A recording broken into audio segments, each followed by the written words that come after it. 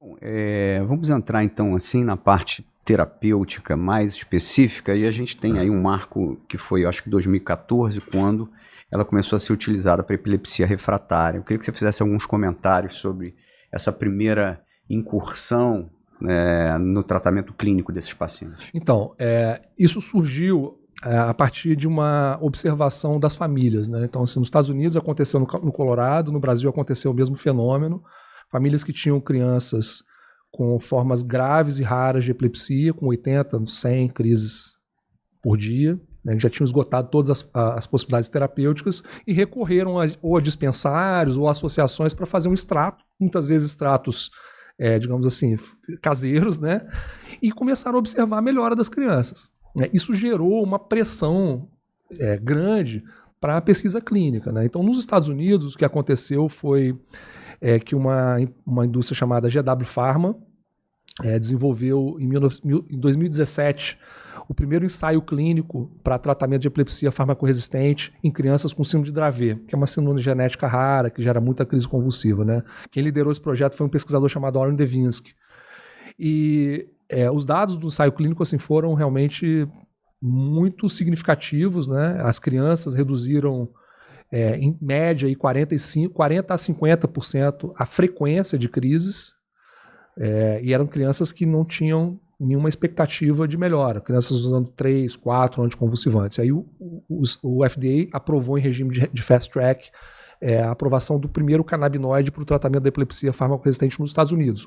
Hoje existe nos Estados Unidos, né, como prescrição, o canabidiol purificado, que é o chamado Epidiolex, que é prescrito para formas graves de epilepsia. Depois, esses estudos eles foram também para outra indicação, uma síndrome chamada síndrome de Lennox-Gastaut, mais recentemente para o complexo esclerose tuberosa. Então, essas crianças, essas condições, elas têm uma droga regulada, quer dizer, um medicamento aprovado, né, para essa condição. E no Brasil, a gente tem seguido a mesma via, né? Então, hoje, por exemplo, o Estado de São Paulo aprovou, né, tem uma lei no Estado de São Paulo que crianças com síndrome de Dravet, Lennox-Gastaut e complexo esclerose tuberosa têm acesso ao canabidiol purificado para tratamento dessas condições. Então, é um avanço, né?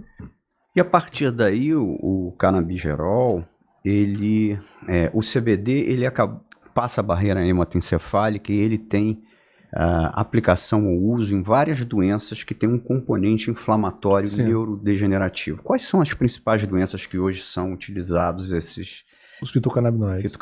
Então, na infância, além das epilepsias farmacoresistentes, e esse conceito tem se expandido para outras etiologias, para outras causas de epilepsia, então tem sido estudado. Então, aqui no próprio Rio de Janeiro mesmo, né, tem vários hospitais universitários que prescrevem e que estudam isso, né, para outros tipos de epilepsia, mas eu diria que para o transtorno do espectro autista é onde isso tem o maior potencial de tratamento, né, de opção terapêutica.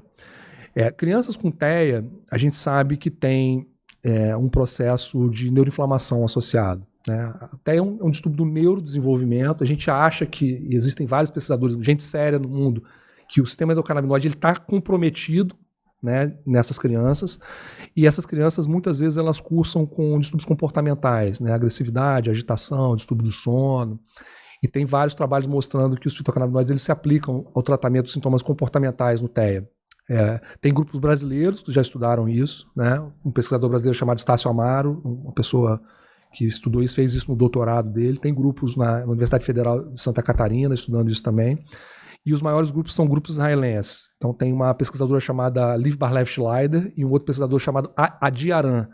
A Liv Bar-Lev ela tem um estudo com 6 meses de acompanhamentos em crianças com TEA.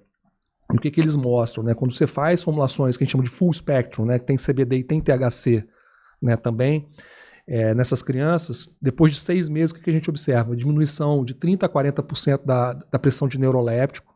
Pacientes praticamente param, 30% a 40% deixam de usar os neurolépticos, e melhora também do estado geral dos pacientes em um aspecto do autismo, que é a comunicação verbal, que nenhuma droga produz. Parece que os canabinoides eles melhoram a comunicação verbal dos pacientes. Claro, o THC tem um efeito na linguagem, né? Talkativeness, observado pelo Mechula lá na década de 60. Então, e o efeito inflamatório também, né? Então, quem estuda autismo sabe que a doença ela tem um componente neuroinflamatório. E os canabinoides eles têm um efeito pró-inflamatório. Outro aspecto interessante no autismo é a questão da seletividade alimentar. A gente sabe que as crianças com TEA, muitas vezes eles só comem uma substância, uma coisa, né? Ou carboidrato, ou só proteína. Eles têm muito problema com a percepção da consistência do alimento. Não, tá difícil muitas vezes alimentar. E esses trabalhos eles têm mostrado também que as crianças elas melhoram da seletividade alimentar. Então, na infância, as epilepsias e o TEA eu acho que são as principais indicações. Nos adultos, né, a principal indicação seria o tratamento de dor. Existem muitos trabalhos em pacientes com dor neuropática, né, que é a dor do nervo, mostrando que os canabinoides eles ajudam no controle da dor neuropática. Mesmo as próprias meta-análises elas mostram isso, e também o tratamento da insônia, né? E lembrar que nas doenças neurodegenerativas também existe um processo neuroinflamatório. Então tem muitos trabalhos mostrando que os canabinoides, isso ainda não é conclusivo, tá, Alberto? Eles podem ajudar na história natural de determinadas condições neurológicas, mas o que a gente sabe é que o tratamento de determinados sintomas isso pode ajudar, principalmente sintomas comportamentais em pacientes com demência. Então tem trabalhos mostrando que ajuda no manejo dos sintomas comportamentais. Então, dentro das neurociências, a coisa realmente tem cada vez solidificado mais, né? E outras especialidades médicas também têm bastante interesse, né? Porque, por exemplo, você tem receptor canabinoide na pele. Então, as doenças dermatológicas, inflamatórias, também têm sido objeto de bastante estudo. Então, existe uma linha grande de pesquisa em doenças que cursam com inflamação.